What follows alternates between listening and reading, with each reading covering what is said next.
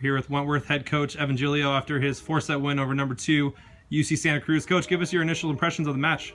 It was a battle. We came out firing and did really well the first set, and then there was a lot of back and forth. Set 3 and 4, we went to extras, and we just, were able to pull it out with a great block at the end against their right side, who had Jake Howard, who had just had a great match against us, and he was really hard to stop. So we finally got him at the right time. For those unfamiliar with your program, you guys are Division III, located a little bit outside of Boston. Tell us a little bit about your program, what you've done since you've got there, how you're trying to build the program up. Yeah, sure. So I've been there 6 years. We're located right in downtown Boston, about 10 minutes away from Fenway Park. And when I first started, we had about 10 guys on the roster and probably bottom third in New England. After my first year, we've been at least 20 wins every single year. And the last 3 years, we've been nationally ranked, as high as 5 this year. So we're a group of guys full of engineers, architects, and designers. So we're really an academic school first. So I'm just trying to find guys that are hardworking academically, that want to compete in volleyball and play at the highest level, at the Division III level.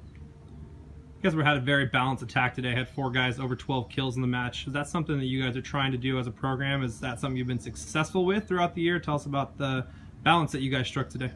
Yeah, we want all of our guys to be able to contribute offensively and say, hey, there's teams can't game plan against us. Say, hey, maybe they want to take one guy away, so now we're going to exploit something else.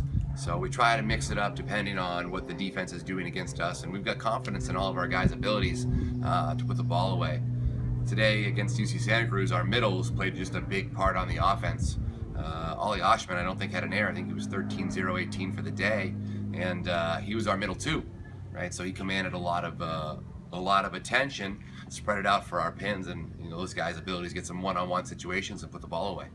We talked off record earlier about the passing hasn't quite been where you need it to be, and it looked like today it was. Is that something you guys have been working on and practice mostly? I think serve and pass has probably been our focus for the last, 10, 15 years.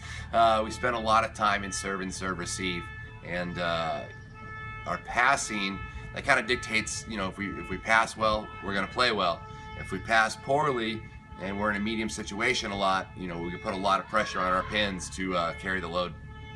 What's a win like this do for your program? I know we talked about building it up, but a win against a very high-ranked, nationally ranked team, what can that do for your program?